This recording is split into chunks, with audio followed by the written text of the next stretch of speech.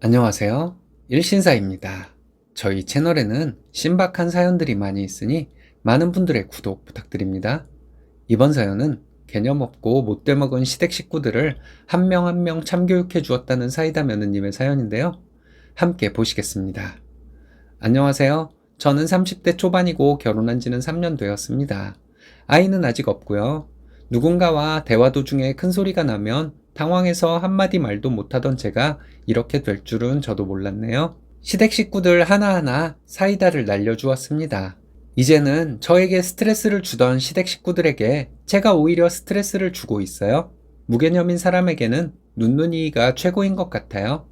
친구 하나가 흥분할 만한 상황에서도 미소를 잃지 않고 할 말 다 하는 것을 보고 너무 부러웠어요. 그 친구에게 물어봤는데 자기도 그런 상황이 오면 엄청 떨리기는 마찬가지라 하더군요. 근데 억지로 여유로운 척을 하는 것이래요. 그럼 상대가 더 화가 나서 실수를 하게 된다고. 시댁 식구들이 무개념으로 행동했던 데에는 남편이 중간 역할을 못했던 것도 꽤 크게 작용을 했던 것 같습니다. 누군가 내 잘못을 지적하며 기분 나쁘다는 말투로 얘기하기만 해도 눈물부터 나려는 성격인 제가 시댁 식구들에게 저지른 만행들을 얘기해 볼게요. 남들이 저에게 화를 내거나 하면 안 보면 그만이라는 생각으로 살아왔는데 시댁 식구들은 그게 안 돼서 너무 힘들었습니다. 이러다가 내가 죽겠다 싶으니까 여러 가지 상황을 두고 할 말을 준비하게 되더라고요. 역시 준비된 사람은 못 당하는 것 같아요. 저에게는 시댁 식구들 모두가 스트레스였습니다.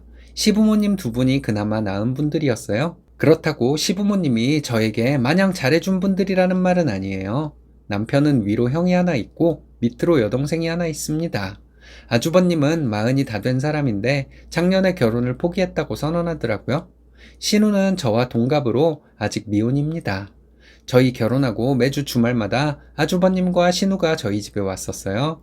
거의 1년간 매주 주말마다 저희 집에 와서 술판을 벌였는데 참고 사느라 너무 힘들었네요. 처음에는 좋은 마음으로 저도 즐겁게 술자리를 함께 했어요. 근데 혼자 차리고 혼자 치우고 하다 보니 너무 싫더라고요. 이런 것도 그렇지만 보면 볼수록 아주버님과 아가씨가 이상한 소리를 많이 해서 더 힘들었습니다. 정상인이 아니란 생각이 들 정도였어요. 시부모님은 초반부터 저희를 만나면 여행을 보내달라 하셨습니다. 저 혼자 있을 때 꼭 그 얘기를 하셨어요. 남편이 자리를 비웠을 때 아주 기다렸다는 듯이 저에게 여행 얘기를 하셨습니다. 동남아나 사이판 정도면 모르겠는데 시부모님은 저에게 유럽 여행을 보내달라 하셨어요. 시어머니는 유럽 여행 사진을 보여주면서 가고 싶다고 매번 말씀을 하시더라고요. 제가 언젠가부터 나도 하고 싶은 말은 하고 살겠다 결심을 했는데 그때부터 저는 시어머니가 유럽 여행 얘기를 꺼내실 때마다 이렇게 말했습니다. 저도 가고 싶어요. 혹시 유럽 여행 가시게 되면 저희 휴가 맞출 테니까 꼭 데려가 주세요. 이렇게 계속 얘기했어요. 시어머니는 유럽 여행 경비가 많이 든다고 하셨는데 저는 저희 경비까지 대주시겠다고 유럽 얘기하시는 거 아니었어요? 이런 식으로 계속 말씀드렸더니 여행 얘기 그만하시더라고요. 여행 얘기가 사라지고 옷 얘기로 바뀌더군요. 시어머니는 옷 사진을 저에게 자꾸 보여주셨어요. 예쁘지 않냐고 저에게 자꾸 물으셨죠. 근데 예쁘다고 말하면 안 될 것 같았어요. 그래서 시어머니가 보여주는 옷 예쁘다고 말하면서 제가 먼저 사달라고 했죠. 어머니, 이 옷 너무 예뻐요. 입으면 정말 편할 것 같아요. 어머니 사는 김에 저도 하나 사주세요. 이랬거든요. 시어머니는 무슨 시어머니가 며느리 옷을 사주냐고 하시더군요. 원래 다른 집들 다 시어머니가 며느리 옷을 사주는데 모르셨냐고 했죠. 너무 서운하다고 했어요. 내 친구들은 시어머니가 뭐 사줬다고 자랑하는데 나는 자랑할 게 없어서 창피하다고 했습니다.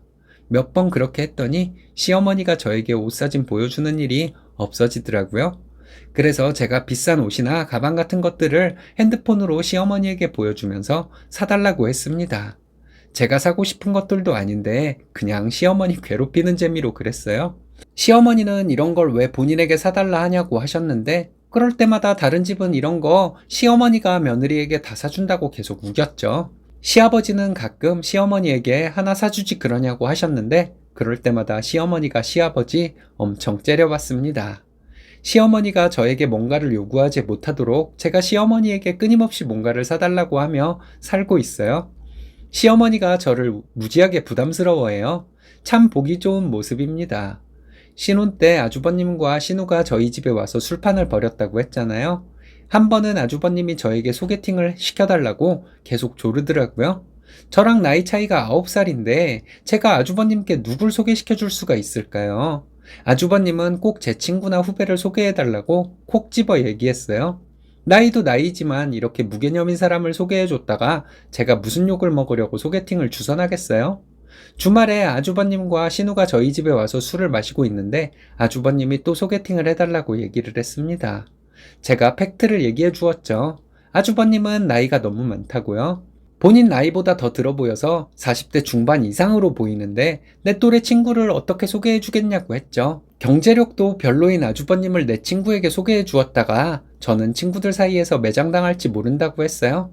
절대 그럴 일은 없으니까 이제 소개팅 얘기는 그만하시라고 웃으면서 말했습니다. 이 얘기를 할 때 속으로 얼마나 떨렸는지 몰라요. 아주버님이 화를 낼까봐 겁이 났었는데 분위기가 조금 어색해지는 정도로 넘어갔습니다. 그 후로 아주버님은 저에게 소개팅 얘기를 안 꺼냈습니다. 소개팅 얘기뿐만 아니라 말을 조심하는 느낌도 들더라고요. 욕부터 나오는 신우 얘기를 해볼게요. 신우는 저희 집에 와서 술판을 벌일 때마다 제 물건을 뒤적거리고 만지고 하면서 갖고 싶은 것이 있으면 저에게 달라고 했습니다.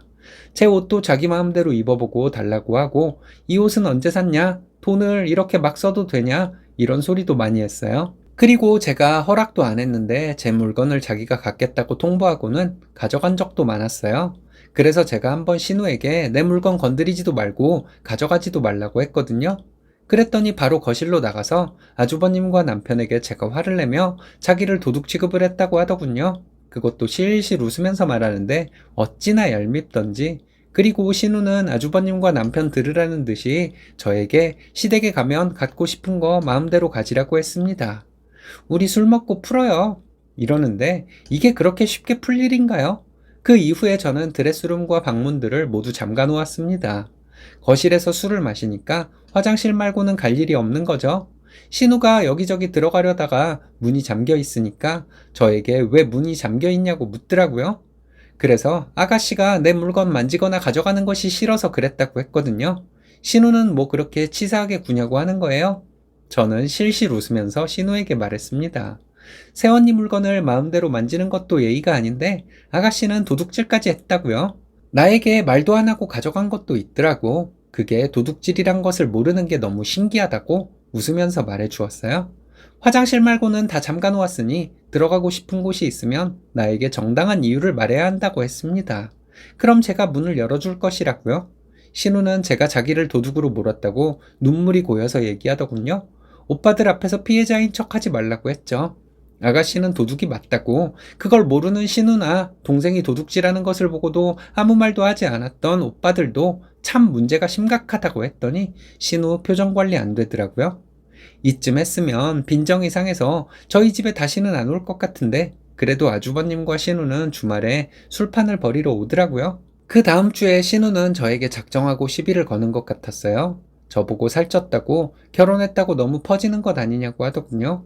실실 웃으면서 말하는데 제가 화를 낼 수도 없는 분위기였습니다.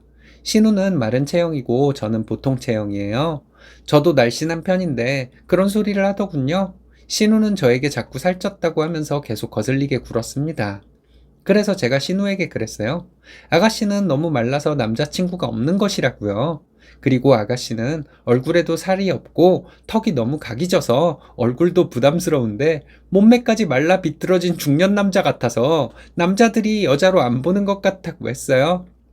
먼저 먹는 양을 늘리고 살부터 좀 쪄야 할 것 같다고. 그리고 요즘 성형한 사람들 많은데 아가씨는 그 턱을 왜 지금까지 그냥 두었냐고 했더니 신우는 이성을 잃어버렸습니다. 울고불고 하면서 저에게 쌍욕을 하고 난리도 아니었어요. 남편이 너 지금 새언니한테 욕지거리 하면서 이게 무슨 짓이냐고 했는데 계속 욕을 하더군요. 신우가 욕을 하거나 말거나 저는 끝까지 웃으면서 신우에게 말했어요. 턱이 너무 각이 졌다. 골반이 없어서 일자 몸매다. 이러면서 나는 좋은 마음으로 얘기해 준 것인데 왜 화를 내고 욕을 하냐고 했습니다. 신우가 계속 소리를 지르며 난리를 치니까 결국은 아주버님이 신우 뺨을 때렸더니 좀 조용해지더라고요. 저는 놀라는 척을 하면서 아주버님에게 아무리 그래도 그렇지 다 큰 동생 뺨을 때리냐고 했죠. 그리고 신우에게 괜찮냐고, 그러니까 왜 별일도 아닌 것을 가지고 술자리 분위기를 망쳐놓냐고 실실 웃으면서 말했습니다.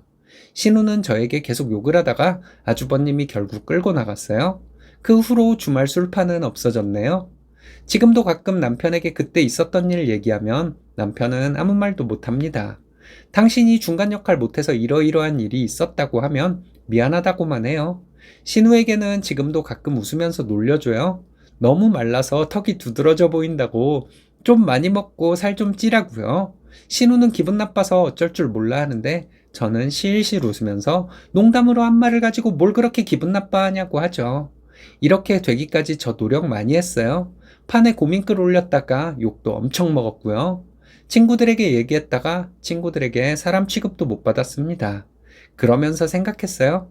남편이 중간 역할 해주기를 바라지만 말고 내 살 길 내가 찾아야겠다고요. 착한 며느리병 걸린 분들에게 말하고 싶어요. 나를 힘들게 하는 사람에게 할 말 다 해도 된다고요. 생각보다 큰 일은 안 일어나더라고요. 남편이란 사람들 웃긴 게 이기는 편 우리 편 이러는 것 같아요. 내가 강해져야 남편도 내 편을 드는 것 같습니다. 요즘은 제가 시댁 식구들에게 할 말 다 하면 남편도 옆에서 제 말에 맞장구를 쳐요. 야비한 놈이죠. 저는 이렇게 사는 거 만족합니다. 시댁 때문에 괴로워하시는 분들 힘내시라고 말씀드리고 싶어요. 본인 캐릭터를 키우느라 고생 많으셨겠어요. 타고난 성격을 극복하는 게 보통 일이 아닌데, 쓰니님 대단하시네요. 멋지십니다.